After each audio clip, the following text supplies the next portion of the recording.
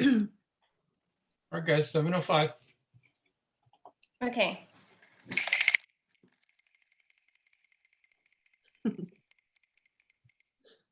Hello, welcome to Hunter Moving Image Alliance. And MIA is a collaborative forum for viewing and discussing video and film-based art. We're currently co-organized by students and faculty Anthony Hawley, Daniel Boshoff, A.K. Burns, Alina, Anna Sophie, Liza, and me. And this will be a regular series in the spring, usually occurring on Wednesdays. Today is actually the first one in 2021, yay. And this is an event was gonna happen in 2020 and got postponed. So we have been waiting for a long time. It's very exciting. Thank you for joining us tonight. Constance DeJong talking about Tawny Conrad. And for the first 30 minutes will be a discussion among Constance, Daniel, and me, followed by a 30 minutes Q&A open to public. And if you have a question, put in the chat. Please mute yourself until we call your name. Thank you. We're so thrilled that Constance is here tonight as our guest. I'm sure a lot of students missed her very much. And there are probably student audience are not Hunter students. So Daniel, can you give us an introduction on Constance? Yes, thank you, and thank you, Constance, very much for your for agreeing to talk to us about Tawny Conrad. It's a very special evening because of that particular kind of alignment. And I was recently reading about Emma Jenkins, who is one of the librettists at the Royal Opera House in London. And she was talking about how different singers she was working with, she actually was learning from their voices, and how much when she was actually composing or writing the libretto, she would sort of like talk about how the different voices actually require different language and different sort of words for them. So for instance, she was giving an example how you wouldn't give a mouthful of consonants to coloratura soprano, for instance, a voice that's actually specialized in music that's distinguished by different leaps and agile trills and all that. So this made me think about something I just wanted to quickly present. Constance DeJong is a writer and artist and a performer, producing fiction writings and language image-based work for performance, audio and video installations, audio objects, and user-navigated digital formats.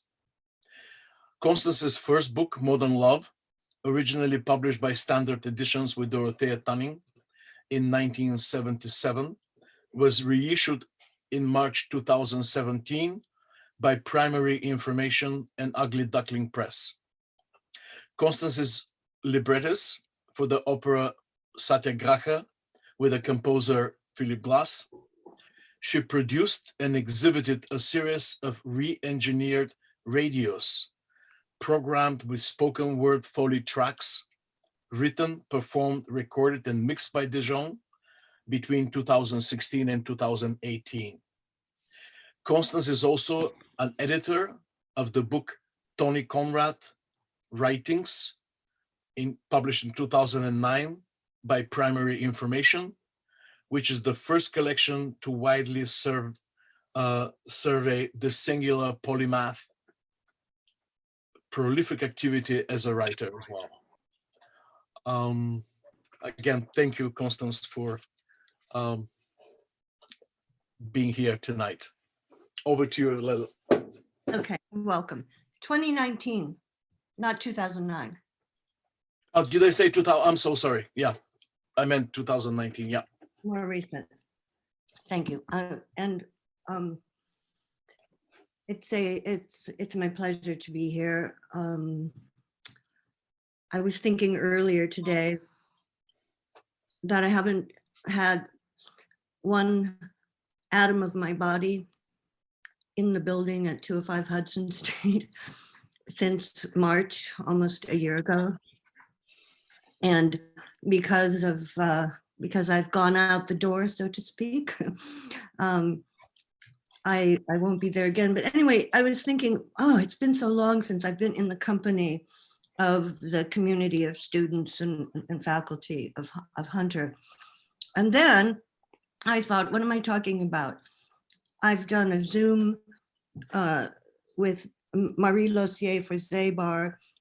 I've done a Zoom webinar for my exhibition, my stalled exhibition at Lubesdorf we did for the book launch.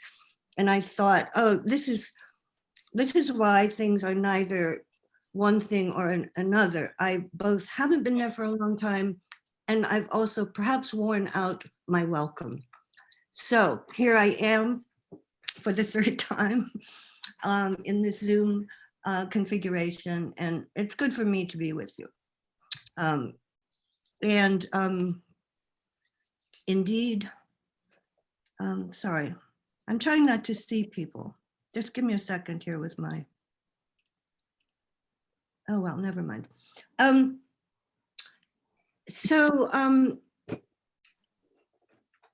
Because of the auspices, the host of tonight's event being the Moving Image Alliance, we will, of course, focus on Conrad's engagement with filmmaking, with film in other aspects. And just before I jump into the films themselves, in the event that he's less than familiar to some of you, I just do a wee bit of, you know, who is Tony Conrad?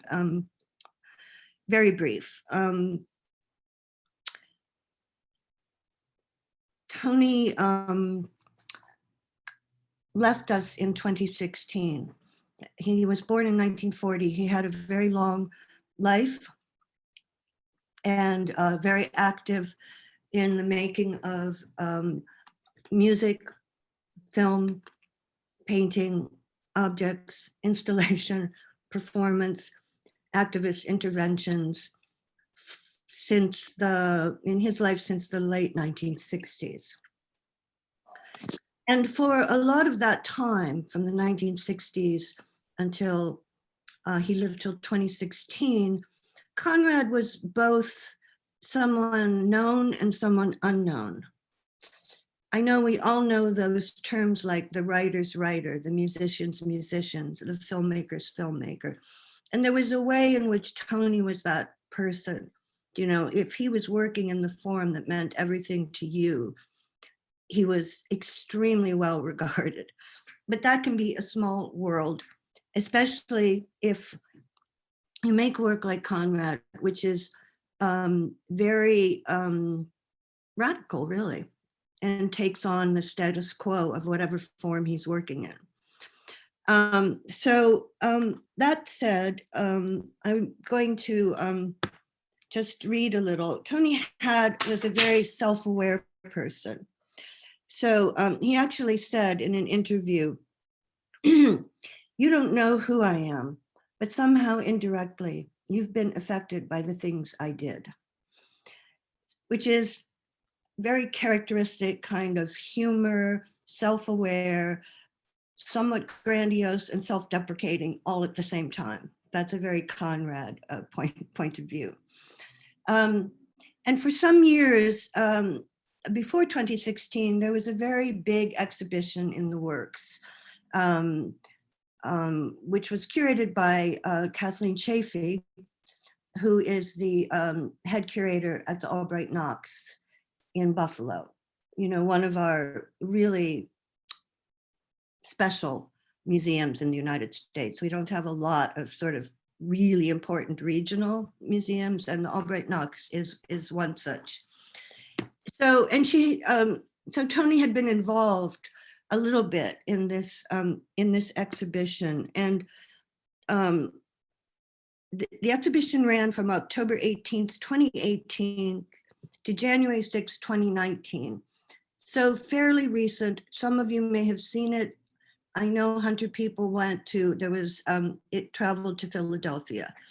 The title of the exhibition is also, I think, revealing of what I was alluding to, this known unknown.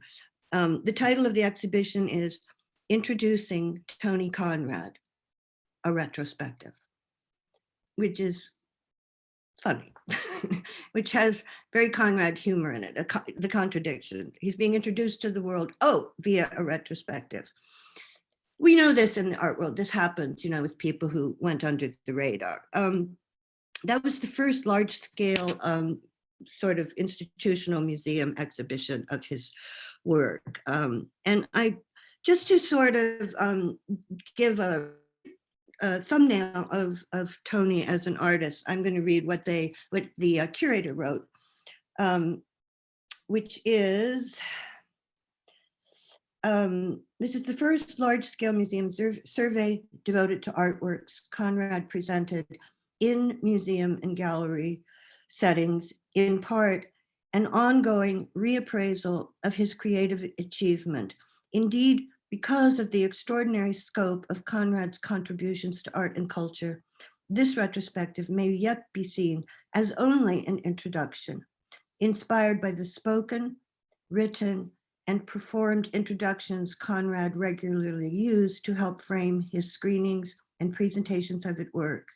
It shows Conrad to be an unparalleled innovator in the mediums of painting, sculpture, film, video, performance, and installation, tenaciously working to challenge the boundaries between artistic categories. And I think, as concise as that is, it's fair, and the only thing missing from that description that matters to me is something that I will bring up in the course of this evening, which is that Conrad was a interrogator and as an activist of systems and institutions and art itself and the authority of a monolithic cultural entities that the United States likes to promote.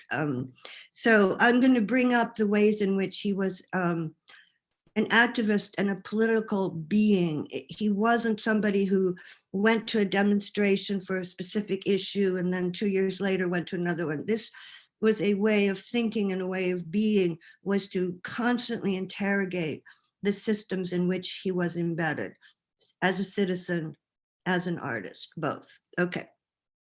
So we're starting with a film from 1973 called Loose Connection, which was made available, I think, well, it was made available, I think, to most of you who are here tonight. And the film was made in 1973. It's preceded by several years of research by Conrad into the conceptual aspects of the film in terms of the specifics of camera operation, lens, microphone. The actual instruments for filmmaking were not just something that he used in the conventional vocabulary of filmmaking, but that was something to be examined and even revealed and exposed in the film itself. So what do I mean? He, Conrad happened to be very gifted mathematically. As a teenager, late teenager, he actually studied math at Harvard. And often composers and conceptual people have this mathematical skill set. And with that as one of the minds he had, one of the conceptual investigations of Loose Connection was to take into consideration the shutter speed of the camera, the lens, and the shutter speed eventually of the projector, because we're talking about 8mm, 16mm film, run through a mechanical projector. And he worked very hard to match and manipulate shutter speeds in this film. And he invented what he calls a gadget or a gizmo, which is the seat upon which the camera sits, and the gadget controls the film's motion. He decided to use a somewhat conventional part of filmmaking called the pan. Most times we'll see a shot of a pan in a film, or two or three, but this entire film is one continuous pan from beginning to end, and that continuous pan is moving in 360-degree rotation, repeating over and over. And that's the gizmo, turning the camera 360 degrees around again and again, and taking frames at the 12 points on, if you imagine a clock. So at 12, 1, 2, 3, 4, and so on, the camera collects images, and keeps moving. So actually 360-degree pans are quite rare. I mean, when you see one in a film, it really jumps out. And in addition to that movement, and just to repeat myself, that took a lot of mathematical calculation and building and making of a gizmo that would actually work and control the camera. And in addition to that, pan 360 at all times, the second motion was this gizmo was moved in a one direction forward motion down 42nd Street from 6th Avenue to 9th Avenue, turning right uptown for 2 blocks, and ends at 47th and 9th inside an A&P store. So there is always, this is the Moving Image Alliance, so I want to foreground what is moving in this film is very calculated and highly conceptualized, that it's a motion in a direction, one could call it forward, and in 360 at all times. The POV of the lens and the camera is what it is, which is kind of about average waist high, whatever the hell that would mean, because another part of Conrad's mind, other than this very conceptual, very mathematical, very deep thinking mind, was a can-do DIY person. So to manifest these conceptual ideas of this film, he worked very hard in the gizmo and the camera, and it ended up being put into a baby buggy, which had been retired by Tony and Beverly, his wife, because at the time of this film, their son Ted was 3 years old. They no longer used the baby buggy, and that struck Conrad as the perfect device by which to do the pan, that it would just roll on these wheels evenly, steady. This was his steady cam, was the baby buggy. So the duration of the film, a duration of a film, the length of the film is, if you work in movie images, you know that it's in editing that you often find the work and find its length and establish its rhythms. Its rhythms and its lengths are often something that combines the shooting with the editing that really sets the lengths and sets the tempos. In this film, all of that is a priori determined. The length of the film is the length of walking from 42nd and 6th to 47th and 9th. The rhythm, which is something we think about when we're editing, is completely durational. It is unchanging. The camera moves in the same speed around and around. And oddly, the baby buggy is moving at a very regular speed as well. So it gives an attribute to this film, which is common in Conrad's work, in his music, in his performances, in his film, in the world of time-based forms. Conrad was a champion of duration.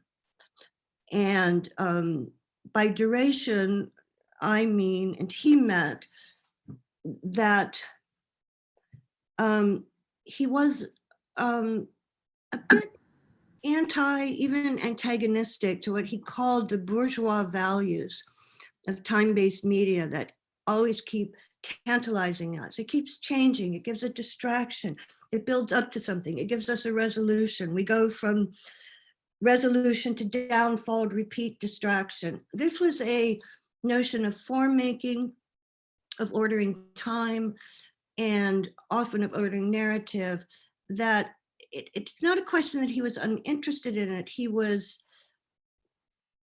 interested in using the technology and instruments of filmmaking in a completely different way, and in a way it hadn't been used and wasn't being used. I hope that's clear. And there were other people in this time period. We're in the early 70s. They are often called, mistakenly or not, structuralists, who had similar interests, Paul Sharits, Michael Snow, among others, where the actual apparatus, the light was treated as material. The thing that makes the image, which is light, became a component of the film. You see that in Loose Connection, in that because of the shutter speed, the film introduces that flicker, which is the presence of light, which is something we think we don't see in most film. Of course, it's all we see because images are just made of light, but light becomes a component of itself of a film like Loose Connection and other flicker films that Conrad made. To my mind, this is a very radical filmmaking project. At the center of Loose Connection's inception and making was Conrad's interest in taking on documentary, the convention of documentary filmmaking. You know, we make these nonsense binaries, fiction, nonfiction. Then within nonfiction, you have documentary, which at that time, and probably still to this day, lays claims to objectivity and so on. And Conrad wanted to take on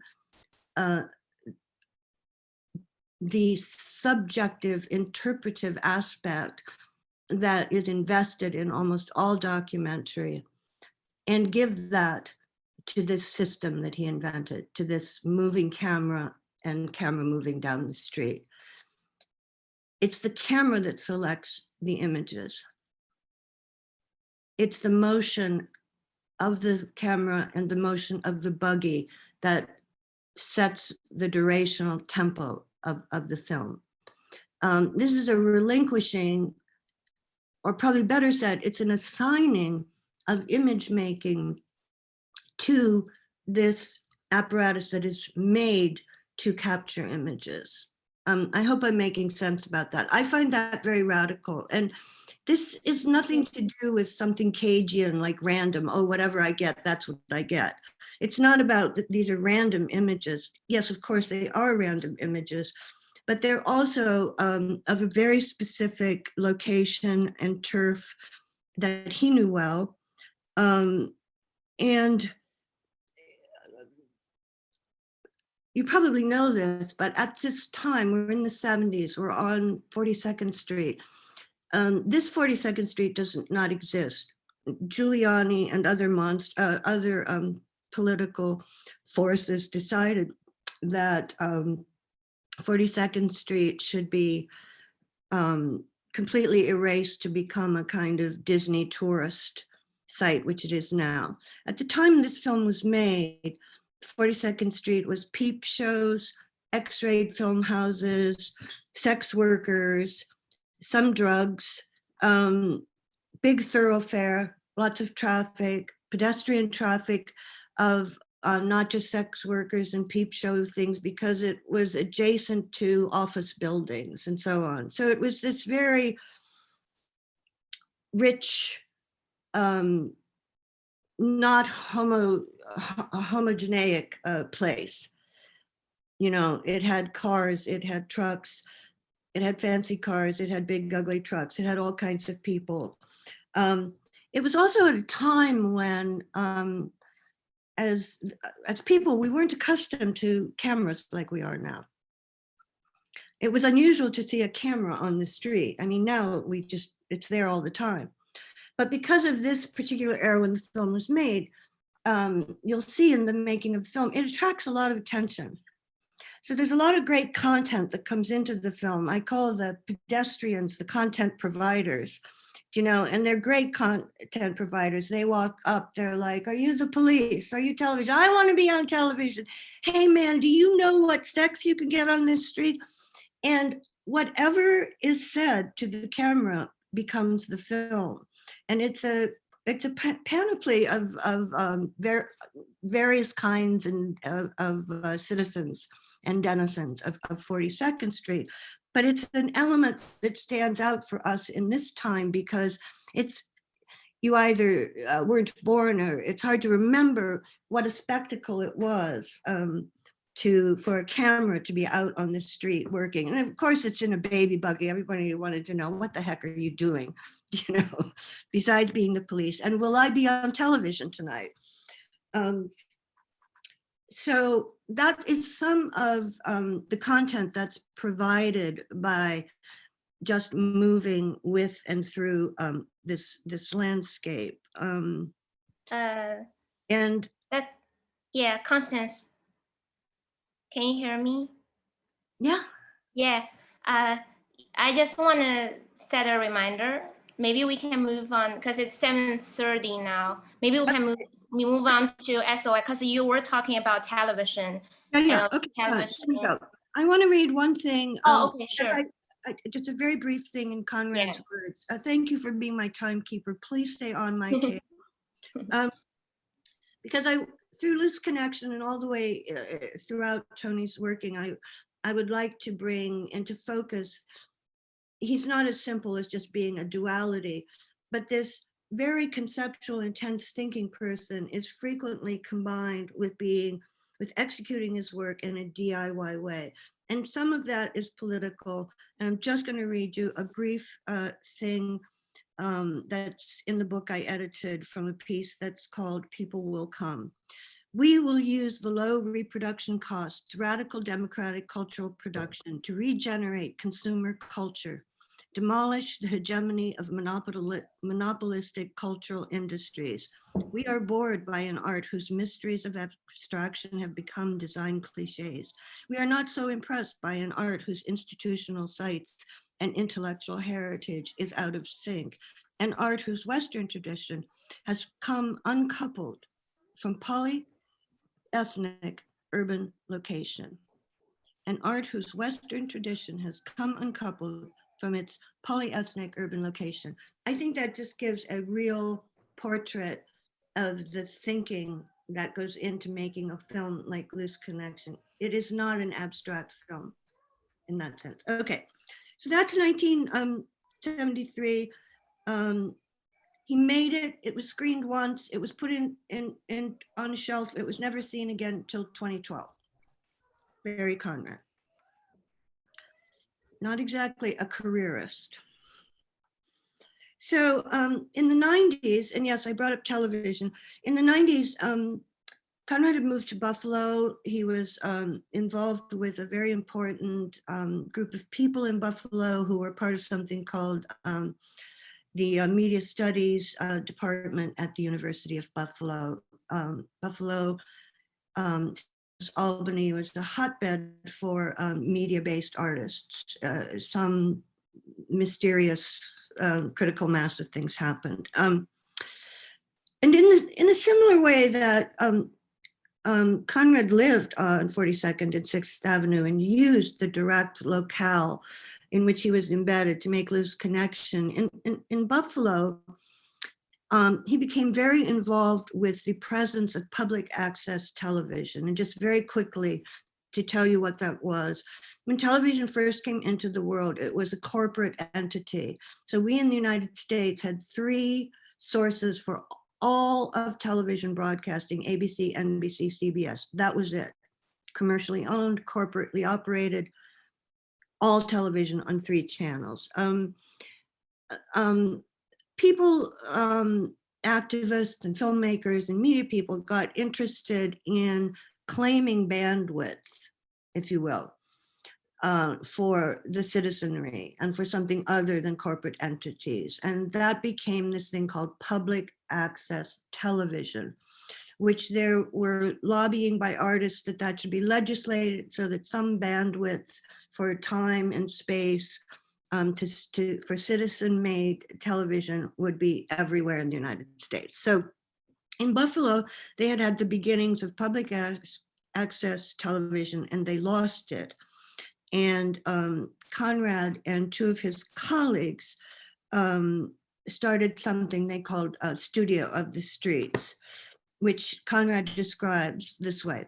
Studio of the Streets was a vehicle for animating voices of the community, animation, the practice of enabling the productivity of others. Do you collaborate to enhance your own ability or that of others?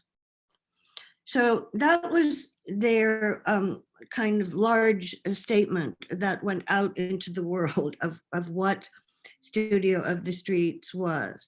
And by postering, because the internet was still very young, through other communications, people knew that SOS Studio of the Streets was going to happen on these Thursday nights when citizens of Buffalo go to the city hall to make their voices known. So that there were other sites, but the main initial site for filming the citizens and their voices was to show up once a week on the steps of City Hall and make film with whoever was there.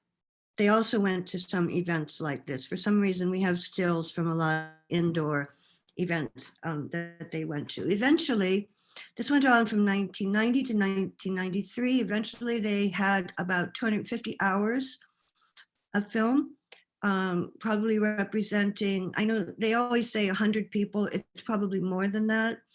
And they insisted on having access to what was left of public access television. So every Tuesday at 7:30 in Buffalo, there was a 1 hour of SOS Studio of the Streets, and people saw themselves on television. Unexpectedly, I mean, Buffalo isn't a tiny city, but unexpectedly, Conrad and his colleagues became quite well known in this city. Conrad used to talk about, he'd go into some deli and somebody would say, yeah, you're the guy that puts us on television. For Conrad and his colleagues, what it meant was that they weren't constrained as activists to just demonstrate and just ask for public access and just try to get Washington to go along. They just started making work. It's like, let's go, let's make it. And if I could, timekeeper, I'm just going to read a little bit of what he says, because I find the word that he used, animation, very interesting. And I found this in his writing. Right. This is Conrad.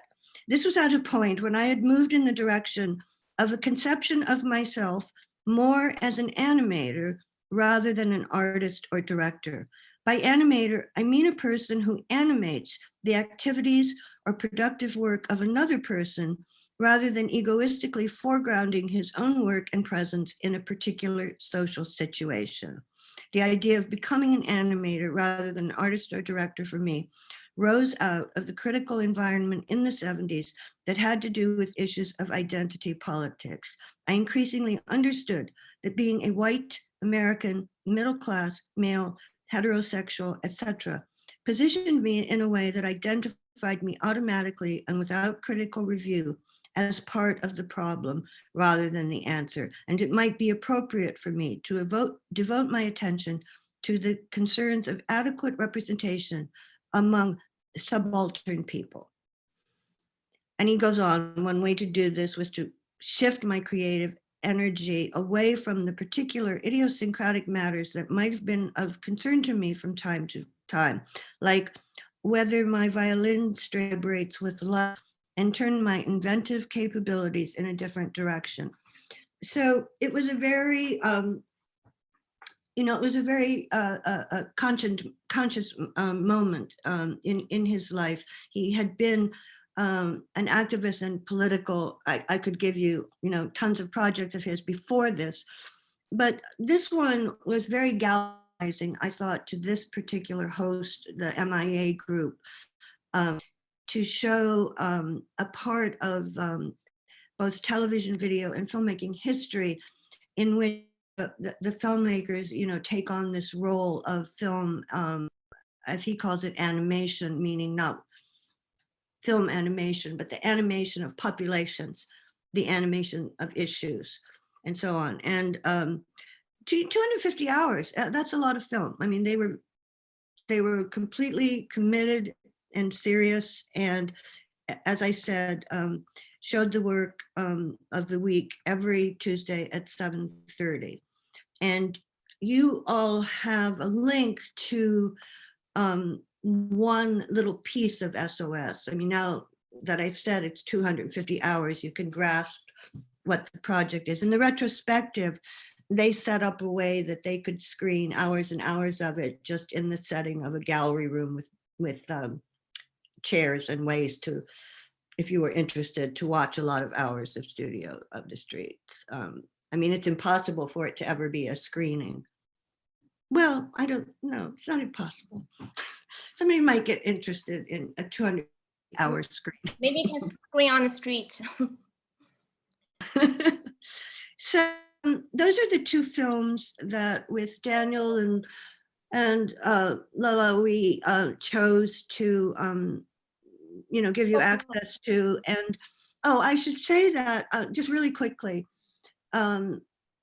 when Kathleen Chafee, the curator at Albright Knox, was organizing this big retrospective, she had a really brilliant idea for the catalog, which was, rather than have like one or two historians, one or two academics, one or two authority on film, and I was an authority on Tony Conrad, write an overview.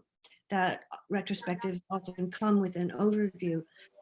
Kathleen invited, the exact number, I'm going to say 15 to 20 artists, collaborators, peers, gallerists, curators and editors who had actually worked with Conrad. And each of us was assigned to write about one work, 2,000 word limit.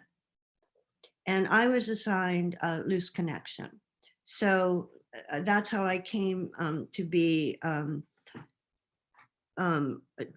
engaged with that particular film. And as I said, he made it in that one day. It was screened once, early 70s, put into a box, never used the gadget he spent 2 years figuring out, never used it again for another film, never showed the film again until a curator in 2011 became interested in what were Conrad's urban interventions. And there was an exhibition at 80 Washington Square East. You probably all know that gallery on 80 Washington Square, of Conrad's urban interventions. And so in 2012 was the first really public exposure of a film made in 1973. Just very quickly, again, because of the premise and the host being film specific, I wanted to share with you some projects of Conrad's that involve film in a very different way than shooting images and screening them. These are works that grabbed onto the material of film itself and used it to make work. So perhaps we could show Bode Film performance image, Carlos. Bode Film performance makes a lot, yeah. I hope you can all see. Conrad took film that he'd actually shot, and one of, if you don't know, he made a lot of music early in the 60s, 70s, his whole life. And one of his instruments was the violin. His primary instrument was the violin. And so he used the film, he wrapped it around his head down to his foot, and the performance was a violin solo bowing, as in bowing, this piece of film. And I'm again going to just read you something very, very quickly. I want to allow for people to have something that they can delight in. I want to be respected when I'm a viewer. That's a problem with commercial environment we live in. It's demeaning, it's degrading, it's literally insulting. So he found these performances to have humor in them. He goes on to say that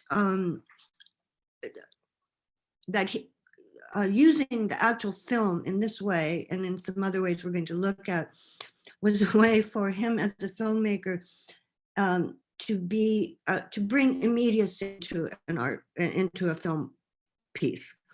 Because if you make films, it takes 3 years, there are all these processes, it goes away from you, people see it, you're not around, there's no immediacy whatsoever. By the time the film is in the world, it's disassociated from you and represents these long time investment processes. So one of the perhaps humorous aspects of Conrad was, here's film and it has immediacy because it's part of my way to do a musical performance.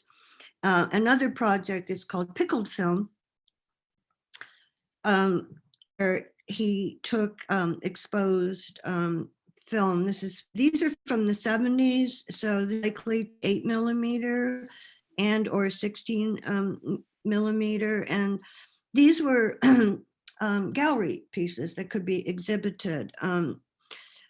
This is Conrad speaking. Well, if you take a roll of film and instead of making pictures on it, you process it by pickling it in vinegar and putting it in a jar and presenting it for people to look at that way, projected through the lens of the fluid around it.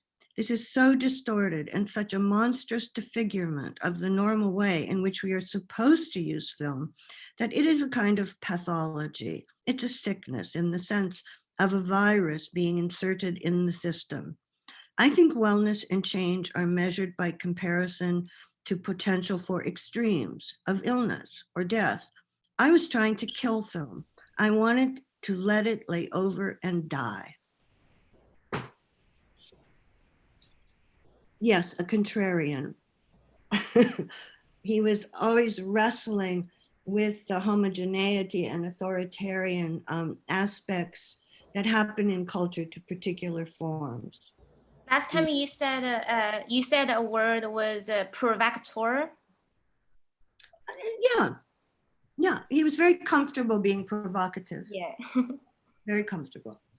And the third work that we wanted to show is also from this time period. We're talking about somewhere between 1973 and 1975, and these are called the yellow movies. And since I've been on screen for a fairly long time, Carlos, maybe we can just put up like one still image of yellow film so people know what we're talking about, and then the clip of Conrad talking about yellow movies.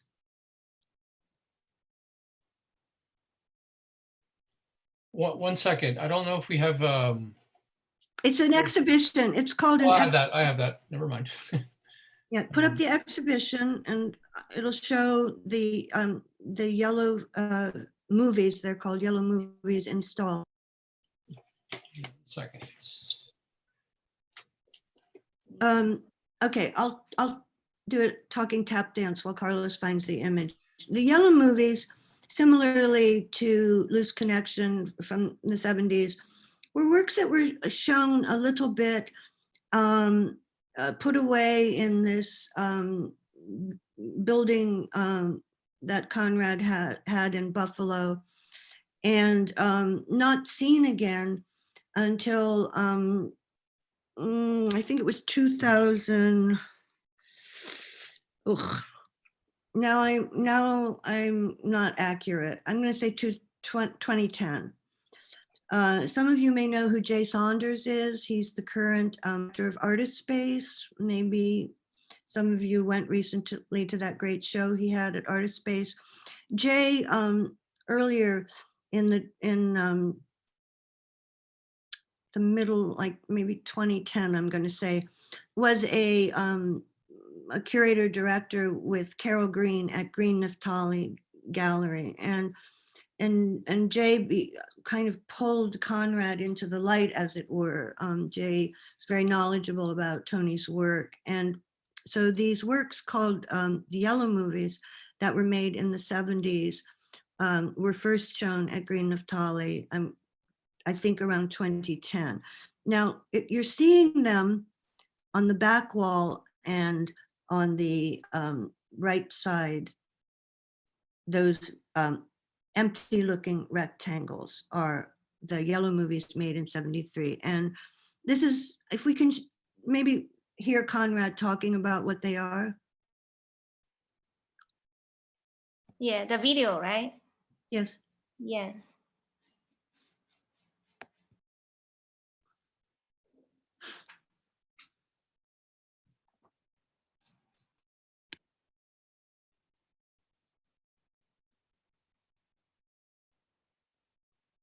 We need audio.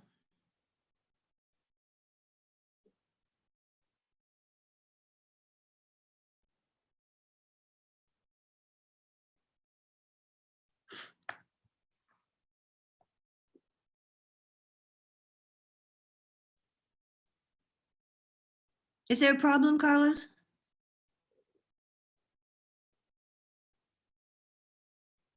Hello? Carlos, is everything good?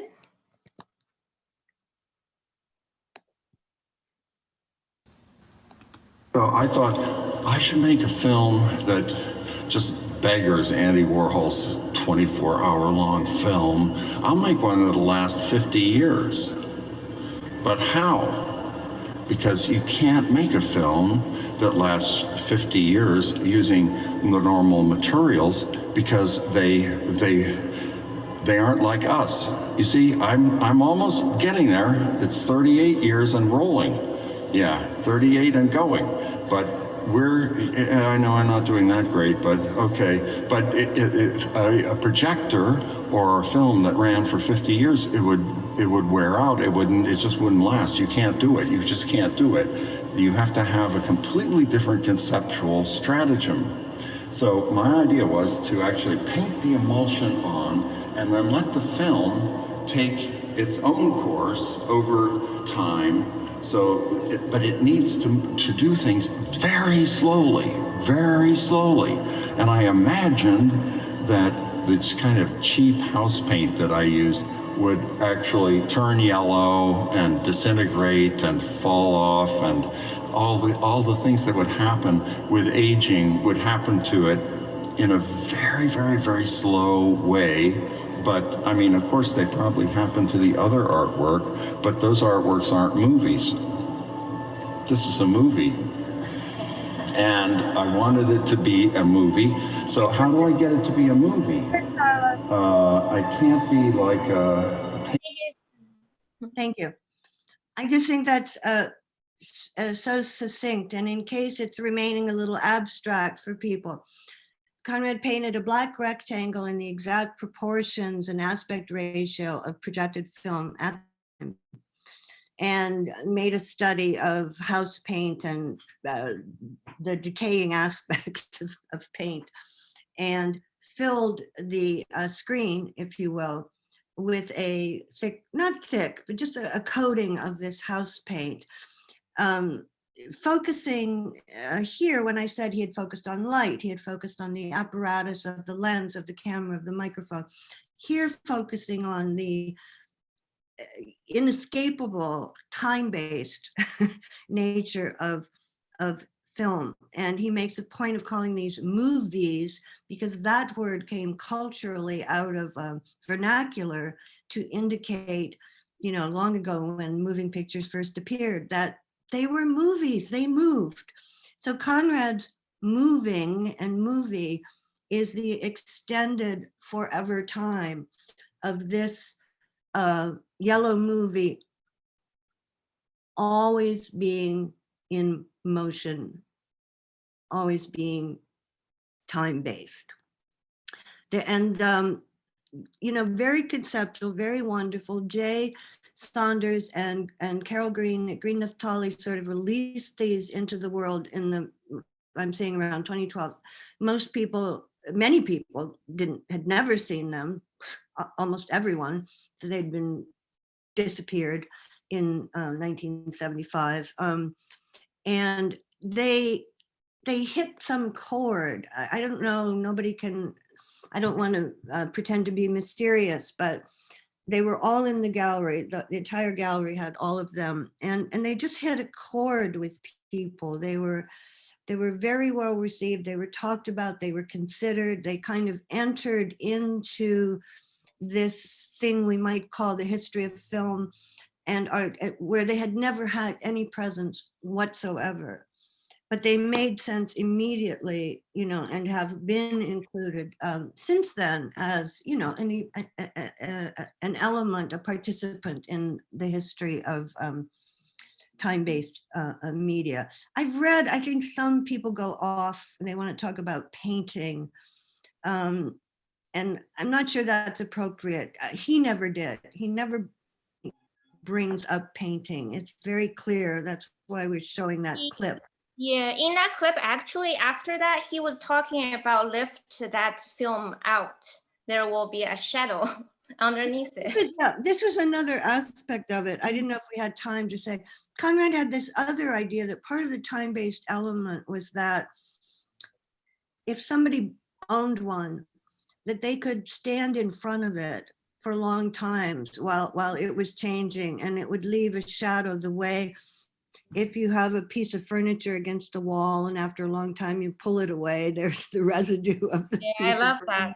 And that was, yeah, that was another episode in this time into the concept of the time-based stratagem that he was thinking about. He hardly ever is so narrowed down that the work has one place that its stratagem is operating. It's generally much more generous than that. You know, it's about multiple, it has multiple contexts and usually multiple contents.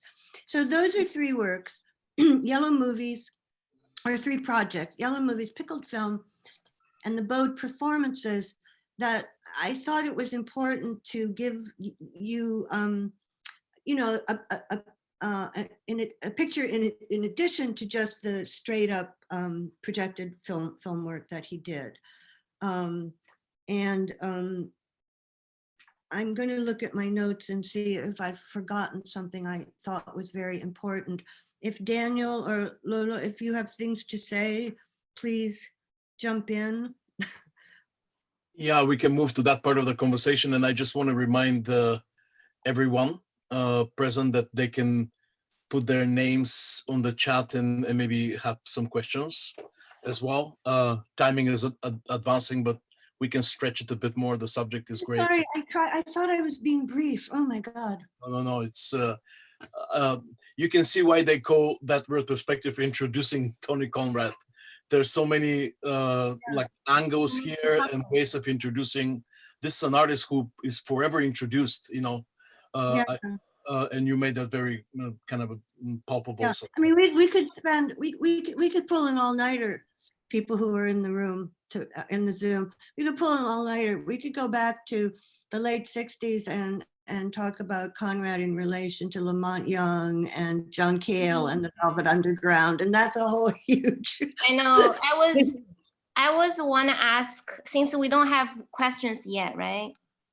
Yeah, I was gonna ask a question, was about like collaboration with like Michael Kelly, Tony Osler, Jack Smith, not even talking about the music people, you know, John Cale, Dream Syndicate and all that stuff. Yeah. And you yourself work with Tony Conrad. I did, yeah. No, that's a great thing to bring up. He was a very intense, engaged person. You know, he was not I mean, collaboration was a part of his work throughout his life, and really started as a collaborator with John Cale and Lamont Young and this group of musicians who kind of invented a kind of music that we've come to call drone music or durational music, and perhaps because of that musical part of Conrad, it was a contributor to making him a very active collaborator, you know, because he made the films pretty much solo. But so yes, and he continued his collaborations throughout his life. He formed a huge attachment to the filmmaker Jack Smith, and I hope that name means something to most of you who are in attendance, and if it doesn't, you can just look it up. It's very exceptional, flamboyant, queer filmmaker, performance person who cut a path at a time that was very much his own way of making art, doing theater, doing film, Flaming Creatures, so on.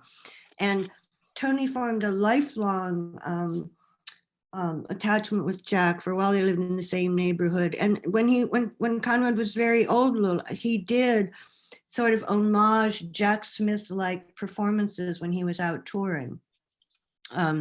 He worked with Mike Kelly, John Miller, Tony Conrad, who all happened to be at the time students at Cal Arts, and they all became cast into this epic 20-year project in the making that was shot in, it's called Jail. He has many musical collaborators, Faust, Carbon, I mean,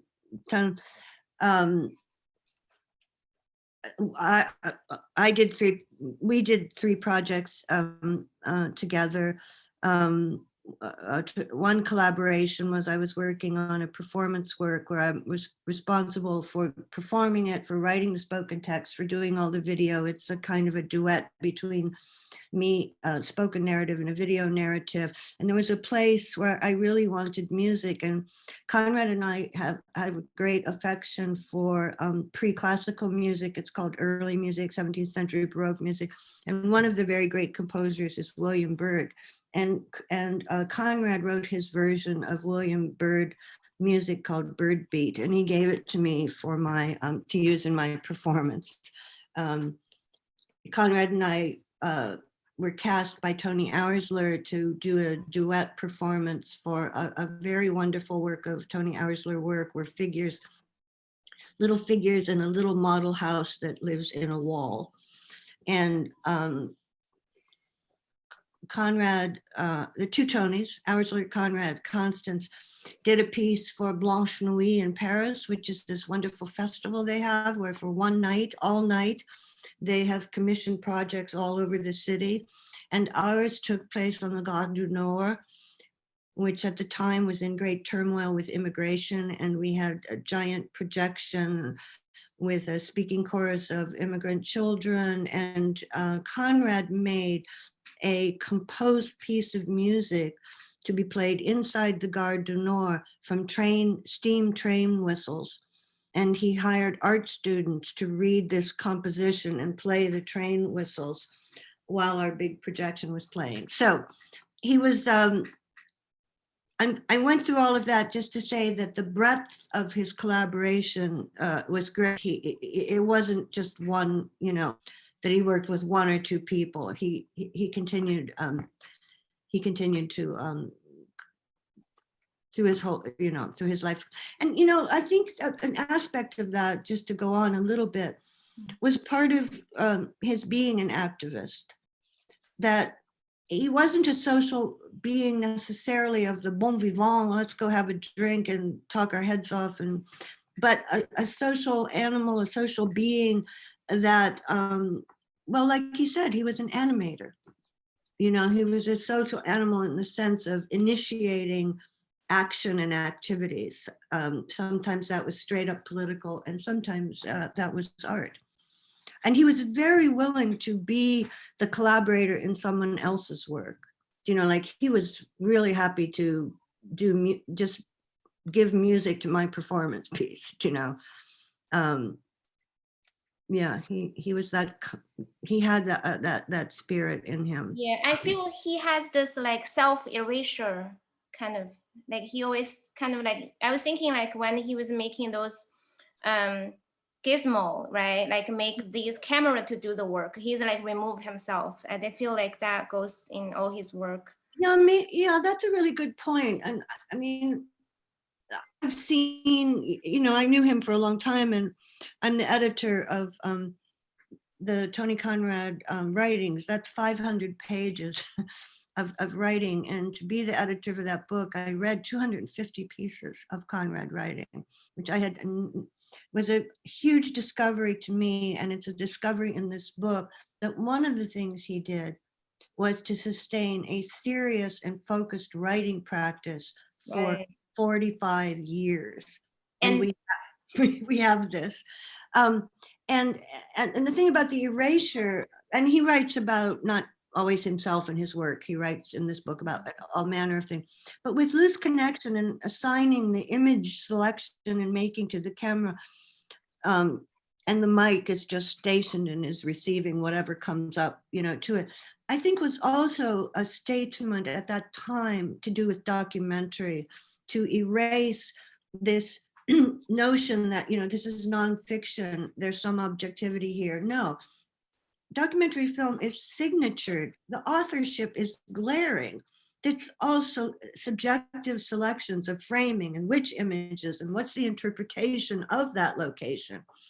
And Conrad was very vested in another procedure that would produce, a documentary film that took away, if you will, that interpretive, subjective choosing. So it's an interesting kind of erasure. It's not about being humble. It's actually about doing something and doing it differently. Does anybody have a question? Or did I put everyone to sleep? I don't think so. I want to pick up something quickly on something you said about the animator, which I appreciate very much. I mean, what you said, but you brought it in a very particular way about somebody who is actually keep things kind of moving and keeps them in sort of like a not only in motion but kind of in their connectivity. And thinking about that, I'm just thinking about this connection that happens between, I think one of the issues is issues of access and issue of access and issue of control. The control that he constantly is conscious of, like who is controlling the camera, for instance, to issues of access that you brought up so well with the Studio on the Streets project, which I think I've read somewhere that it's one of his favorite pieces because it's the most kind of, he couldn't even understand, there was this moment that he was like, didn't know, was this art, was it something else, was it that kind of a space. So I'm just very curious about that kind of link that happens between somebody who on one end is actually sort of destroying the kind of the tenets of kind of Western music, the way he was like basically wanted to get rid of the composer as a way of liberating, but also as a way of gaining access, like everybody have an access. Yeah, he writes so a lot about polyphony, right, in that regard, and kind of tries to shred and tear down the notion of, the maestro and or the soloist, that without polyphony, the construction of music through polyphony, even when he did his solo things, that it didn't have, that it was perpetuating these creaky ideas of the maestro, the genius, the singular voice, the bow down and kiss the hem of Wagner or whatever. And that included, sorry to name names, and that included what had become precepts of Western music having to do with the structures of harmony and of counterpoint, and what a hegemonic kind of confining those very compositional aspects of music had. But in terms of access, just real quickly, since we don't seem to have a question, I'll give you an anecdote. This that goes back to your question, but also goes back to this DIY thing and using the locale in which you're embedded, which was very emblematic of Conrad's way of living and working. While he still lived on 42nd and 6th Avenue, he's at his window one day and he sees this weird debris flying around his window. And he figures out it's coming from this construction site. That construction site and others in the area came into the news very vibrant, because it was the first time we became aware that when you take down a building, you fill the air with asbestos because of the age of the buildings. So this had become a news, scandal, if you will. And Conrad collected some of the asbestos, he put it in envelopes, he sent it to the companies that make asbestos, nobody's responding. He gets in touch with somebody in city government about this asbestos issue. And that somebody turned out to eventually work for the EPA. And while he was in the city, he became the sort of environmentalist specialist. So before Tony and Beverly moved from 42nd and 6th Avenue, he wanted to have one of his urban interventions on 42nd Street in the park, like a big kind of social, it was going to be on the solstice, blah, blah, blah. And he called this guy who was now sort of important in the world and said, the fountain can we turn on some water hydrants and a fountain because it's the solstice? And this person from the city government said, absolutely, Mr. Conrad, whatever you want. So it was an occasion for this intervention that was going to coalesce a community that almost didn't exist, because 42nd Street and between 5th and 6th Avenue and Times Square and all that wasn't really inhabited. But the idea to have a community street level solstice celebration, in that neighborhood, bring into visibility some kind of community. And that included something he called waterworks. And, that's just one of, he was a very engaged, driven and intense person, and I think that you're, bringing in the word access is important. He had a sense of public and that he was a member of public, both. Can I call out somebody? Yeah. That would be great. Yeah. Andrew. Andrew, are you still here?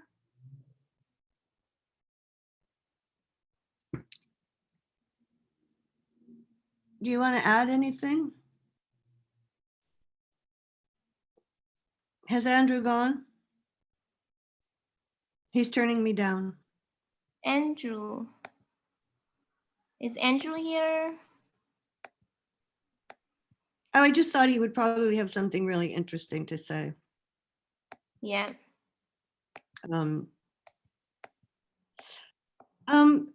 If any of you want to ask seriously anything, like, or you have a perspective on the work, or please be comfortable. I tried. Yeah. Sorry. No, I tried to be a little succinct and to repeat myself, to say specific to film. Go ahead. I have this, I want you to repeat this story. You told us, but you haven't told everyone else. The story was, he was in this academic meeting and he writes something as nonsense. Oh, okay. But let's get Anthony here. Anthony. Oh, Anthony, you have a question? Yeah. Yeah, can I ask a question? Yeah. Sorry, I was typing in the side there. Thank you. This is so wonderful. Thank you for being here and doing this. And I think I'm also just so appreciative of this animator word that you brought into it, and to me, when I was watching these films, I feel like there's this, like, I think Lella used the word self-deprecating, and I was thinking like this self-effacing generosity that Mhm. he always had about him. But I like too that you kind of you made that delineation between cagey and just putting it out there and see what happens, and this really calculated, careful preparation. But Yeah. then at the same time, you know, when he's on the streets, it's like all that preparation has enabled him to be this really generous animator. So somebody says like, what, you know, oh, is that thing taking pictures? And he's like, I don't know, some, not many, you know, what are you going to do with it? And he's like, oh, maybe play around with it. And there was, you know, and also with the studio in the streets too. And there was one moment, like, I think it's a little more than halfway through, that I love when he's talking to, I think it's the director, not of the Albright, but the other Oh, that guy Buffalo who kept Museum. him what to do. Yeah, That guy who, do this.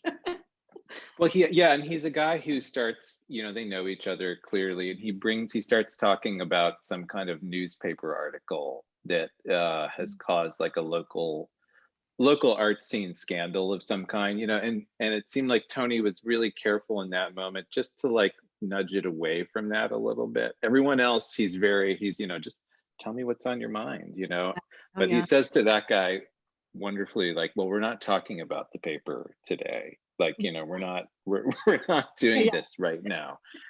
And I was just curious about, especially sort of in later part of his life, you know, 90s on, Mm, his relationship with art institutions that mm, way, and just sort of, yeah. you know, always challenging those, because that seemed like a really quiet but still pointed little nudge, like, you know, no, we're not doing, you know, we're not clinking our wine glasses here, like this is everybody's time, this is not your time. Yeah, yeah. Very well said, Anthony, because I remember that moment also, and it is very characteristic that this was about that idea of public rather than you Right. or me or some, you know, or some issue. You know, I mean, Tony's way of both living and working paved the street for his staying under the radar, if you will. Hmm. You know, I mean, who spends 3 years, this intense investigation, uses the gizmo once, shows the film once, puts it into the locker and closes the door. Right.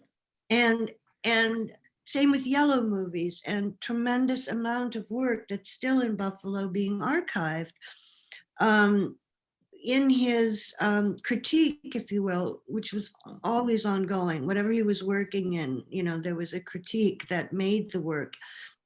And I just wanted to add for everyone, it was never didactic. This is not an artist who makes a critique by blaring out, this is the critique. No, he makes the work that is unto itself form making and not the critique. So I think as Tony got old, and you know, and he had creds in certain worlds. I mean, there was a whole sure. music cult world, if you will, in which he's very important and people know what he did, you know, and who he is. And on and off, because of Buffalo and the structural filmmakers, you know, there was a small moment there. Flicker film is one of those iconic works that stays in most people's history of art, you know. And I don't, he had no regrets. It just came with who he was to have this kind of invisibility. But at the same time, and maybe this happens with age and all, he had a discomfort with it all having vanished. Do you know? Yeah. And something happened, and I think it's happened to a number of artists of a certain age, where a small kernel of a younger generation discovers the person, the artist, and brings that person out of oblivion. You know, I'm sure you know what I'm talking about. Oh yeah. It's happened to older artists that it takes the younger generation to pull them out. And I don't want to give all the credit to Jay, but you know, Jay was kind of in a position to do that and knew who Conrad was and knew a lot about him. And the independent film world in New York also did that. in and around, I think, 2006, maybe, Millennial and Anthology and this whole world, independent film in New York, conducted a kind of multi-part programming of Conrad filmic works all over the place. And that younger curator at 80 WSE, that was, forgive me, I'm going to say 2011 or 12. So we're talking late, he was gone in 2016. Right. Conrad was, but there was this kind of long flourish from, let's say, 2000 until 2016, where his visibility was there again, and who he was, what he had done was being recognized. And he knew and was involved with the retrospective. Right. Too. So does that help? Yeah, that's great. Yeah, thank you. Tina has a question. Constance? Yeah. I'm here. Hey. Hi, Constance. So nice to see you. Can you? Hi. Thank you so much for all these anecdotes. That's so cool to hear. I'm just wondering about the Loose Connection film being put away in a box after screening it once. In relation to moving image being such an immediate thing, and also happening in the in something like the just past.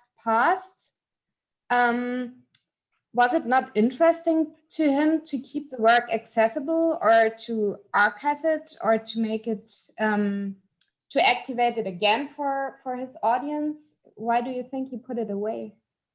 I don't think that's a question that can be answered. I don't think why is a question we can ask of complex people. I can answer that no, he was no longer interested in the project. He had accomplished the project. That's my take on it. He spent these 3 intense years getting it up and running. He says in numerous places there are thousands of feet of film that will never see the light, that were the experiments that to get to the place where he could actually make the film. And there was something in his character, if you will, that was it. He'd accomplished the project. It was finished. He migrated it from 8mm into 16mm film. He had the screening. Okay, next, on we go. I don't think, I'm not an analyst, like the why would escape me completely. I don't want to go there, because I don't want to pretend to understand the mind of another person. Like, I just, it was very typical. It happened again with yellow movies. There's a ton of work the world hasn't seen that's up in Buffalo in this building that is an archive, an unarchived archive. It's in the process of being archived. He did it again and again. Yeah, I read something was saying, I think it was very beautifully written. It says, he sets things up and let them go, no beginning, no end. So I feel like he always sets things up, like this is the thing he sets up and let them go. He's not like stick to them. No, and he moved, he moved on. He moved on to another project, and I'm just trying to think some of what he was doing, like after 2000. Well, because he was brought back into visibility, he got booked a lot with the performance work and the music work and the film work, and he had put together a kind of quaint term here, multimedia performance that had shadows and film imagery and him playing and scrims, and they weren't spectacles, but they were these wonderfully both personal and elaborate performances. He did one at the Tate, he did one in Berlin. He had become, a fair oldish person, an elder, but he had this flush of performance opportunities that came in the 2000s and until 2016, and gained audience through being this performing, you know, he was both the past and the present in his old age. It was quite interesting because he was one of the genitors of this Western idea of the drone music and durational music that is ancient. We're talking about 1965 till 1973, you know. So in that sense, it's old, but in another sense, it's just a way of composing. Like if we would say harmony is old, why do people still use harmony? You know, Conrad's compositional modalities were not about harmonics and counterpoint. They were about digital and drone. So late in his life, he was doing these performances that were utterly vivid and new and had also an element of this longevity and this lifetime of performing, you know, and making a kind of live instrumental work.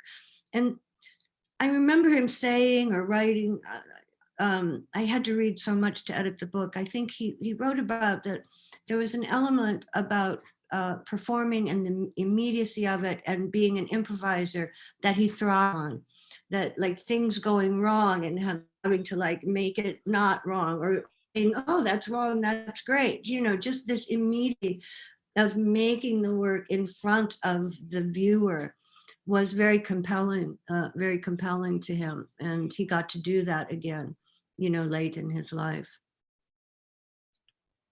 I'm going to try, am I on screen? Can this be seen?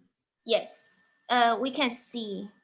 Okay, I no longer can see me. So as I said, when we started, I haven't been in 5 since March when I vacated building.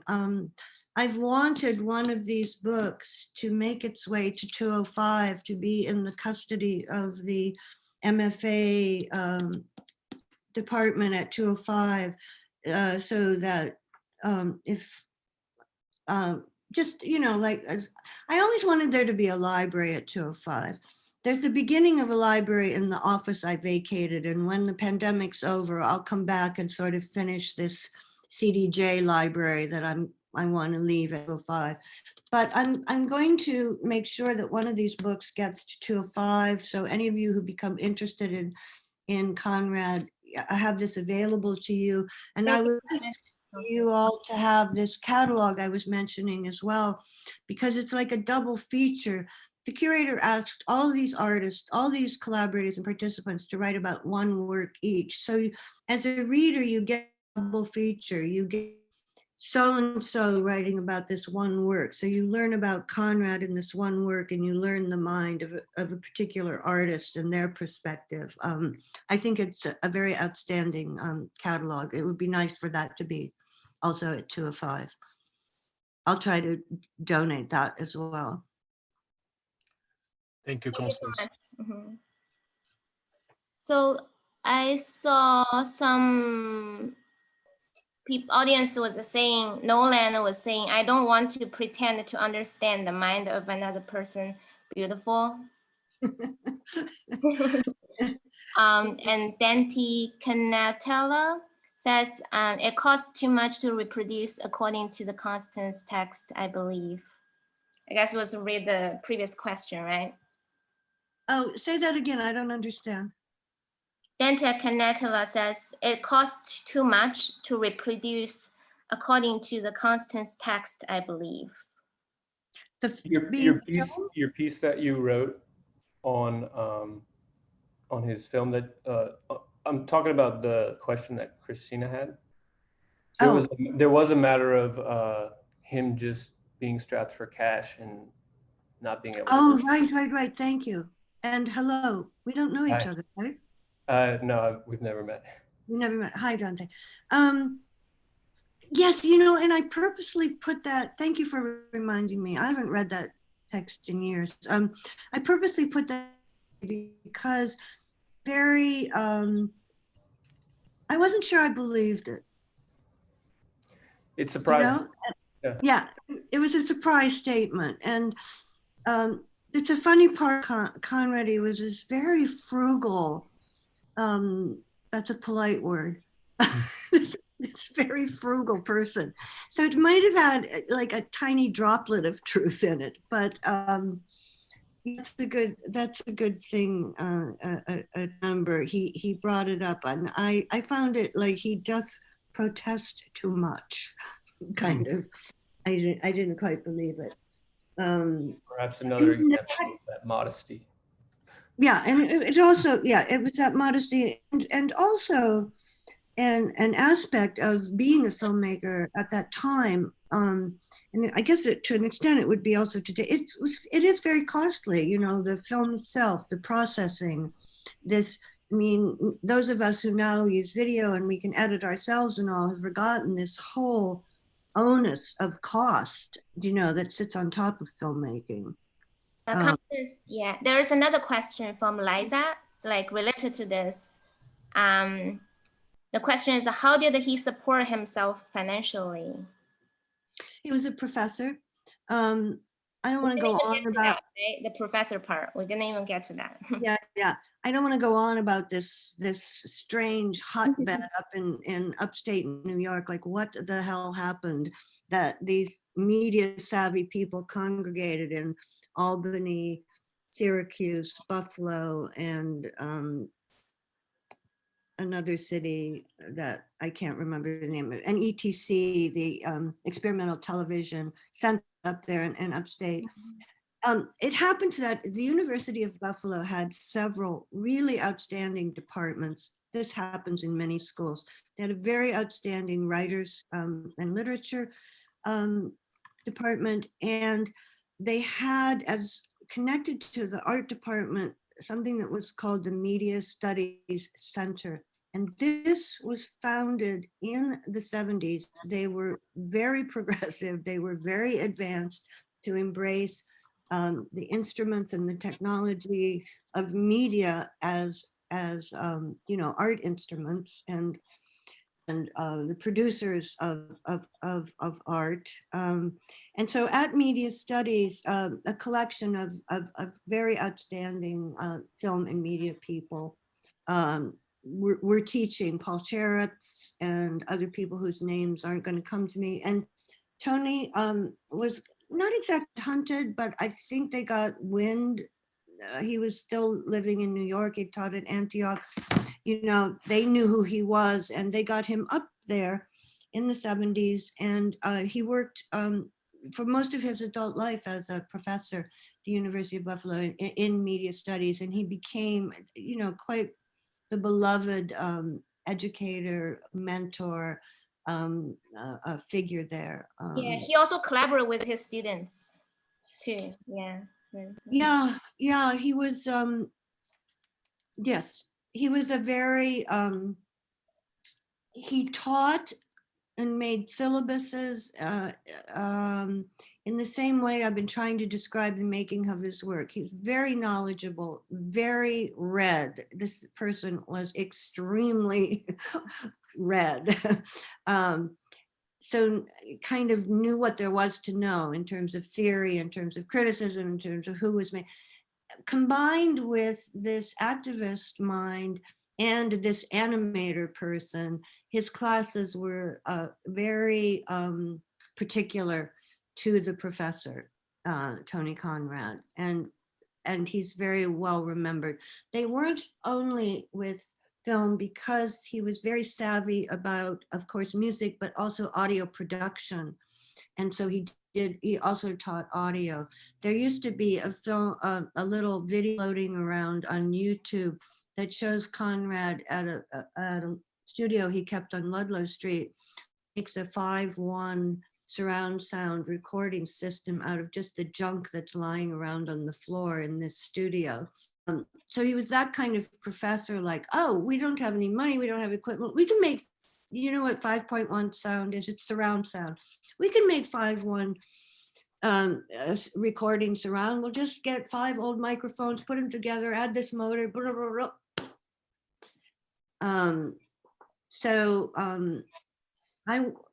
Twice I was invited to present in his class, so I'm not blowing smoke here. I know what they were like. Look at the time, it's like 8:33. Bye. But thank you so much. This is so wonderful. Well, Yeah, are we wrapping up? Yeah, it's it's my pleasure. I hope I did a decent job of it. You know, he's worthy of our attention. And if any of you who are attending become interested in, there is a lot of work that you can get to easily online. There are very interesting interviews with Conrad. There's a great one sitting on a park bench taking Pythagoras, shredding Pythagoras, like, why did you do this to mathematics and music? And you can find a lot of great material, fortunately. And like I said, really try to catalog. I'll definitely get the book there. It's been my pleasure. I've spent my time at 205 and at Hunter, and I don't mind being back in that company. Thank you so much. Thank you so much, Constance. By the way, just breaking every sort of, flow and everything. There is one last question from the audience. Somebody just said, can we just ask Jill to ask it? Or Gil? Oh, anybody Gil, still with okay, yeah. Gil, what's your question? Can you unmute yourself? Unmute. Gil, can you unmute yourself? Gil, are you still there? Yes, I'm here. Can you hear me now? Mm-hmm. Okay, good. Well, my question is this. I think I belong, like a lot of us probably, to a generation whose utopia was in public access to information via so-called personal computers and the internet and so on. Yeah. And we've been experiencing the how to say that, hijacking, maybe that's the term, of this by corporate interests. And this has been going for a number of years. So Tony Conrad has definitely experienced that, even though he didn't see the COVID year and whatever happened in the last 5 years. Yeah. But he was probably very aware of this. And so my question was, has he ever had a chance to express his own ideas about these transformations that are very visible today? Yeah, that's In writing or in art? Okay, sorry. yeah. Could you tell me your name again? I only see a Gil. white. My name is Gil, G-I-L-L. Gil Army. Oh, hi. Okay. Yeah, hi. Good to meet. And thanks so much. Yeah. This was amazingly great to hear you. Oh, wow. All of this, really. Okay. It's such a great question. And I happen to think that there's a volume 2 of the writings that with time, and I'm hoping, I shouldn't be saying this out loud. Don't tell anyone I said this. Now that we're recording. I'm going to keep your question when and if the time comes that I'm editing volume 2. I think it's very interesting, and that we only have writing up to I forget the date, forgive me, Gil, 2014 or something, 2012. And he was Conrad was very fluent. He became an early blogger. You know, he was a late at night curmudgeon on his blog complaining about everything. But I'm not aware. Yeah. I'm not aware of, him having a perspective, and surely he did. Oh, there's one piece. I'm going to make a note. There's one piece in the book that makes reference to your question, and I'll share it with Daniel, and he can share it with you. Is that a deal? Thanks. Yeah, or Lily maybe would be, but Daniel would be great. Yeah, I can send to Gil. It'll take me a wee bit of time to find it, but there is one writing in the book that alludes to your question. It's kind of a warning he gives, and it's exactly what you're asking. It's a warning about watch out for corporate overtaking of this highway, this so-called communication highway. Right. Yeah. Okay, I'll try to find it. If I fail, take my apology early on right now, okay? But did you mention, because sorry, the communication was kind of broken. Did you mention this is in the book? Yes. It's a Okay, piece of a so- writing, and I can't remember which particular piece it is, but I can figure that out by just poking around, and I would share it with you. Okay, thank you so much. Thank Okay. you again. You're welcome. Okay, I guess this is the last question, right? We're gonna wrap up. I think so, yeah. I just want to say one more thing. So next event is 2 weeks later, also on Wednesday, February 17th. So we're gonna do we're gonna watch William Greaves' Symbiote Cycle Toxoplasm. It's a made up for 1968, and we'll have Louis Greaves and Sue Frigerid, Rick, two guests to join us for 2 weeks later. Thank you so much, Constance. And Thank thank you. you so much. You're welcome. You're Everyone. welcome. And Howard, I'm saying hello to you, Howard. I just saw your name. It's been a long time. All the Yeah, best. we'll unmute ourselves. And all the best to anyone who came tonight that I worked with when I was still at Hunter and you were a student. Yeah, Thanks, thank you for thanks the for fun. everybody coming. Yeah, and we have one more clip of Tony Conrad. Shall we show it? I think so. Let's Yeah, just do that at the end. Yeah. that's For the, really for.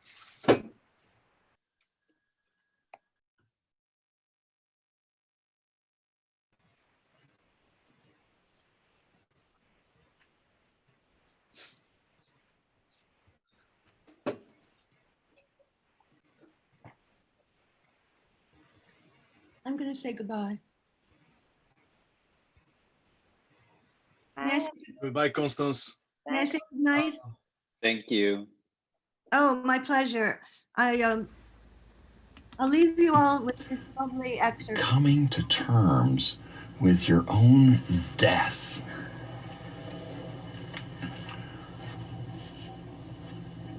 You've heard of the death of the author. Well, this is like the death of the audience. So, you motherfuckers, you're out there watching me, and I'm dead. And so, what do you think? How is it? Because I feel fine. And you're sitting on your asses watching me on video after I'm gone. Do I feel comfortable about this relationship to you? No. Why should I feel comfortable about it? You're not even there. You may not have even been born. Now, see, like, this is like a valid thing to think about, you know, now that we can communicate like this. Like, I can be dead and talk to you, okay? Fun. I'm having a fine time. I'm fixed, you know, like, but I mean, not now. I can turn on a dime. Hats. Mobile phones. Oh, where is it? I'm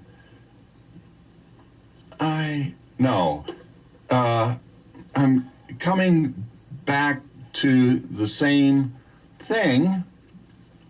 See, I could just, you know, flip right around, but that's because I'm not as fixed in the past here while I'm doing this as you might think I am. Yeah, I'm keeping it moving. I'm keeping it moving. Yeah, what about you? You're just sitting there, you dummies. You're just sitting there, and I'm eating blueberries. I hope you're eating something good while you're watching TV.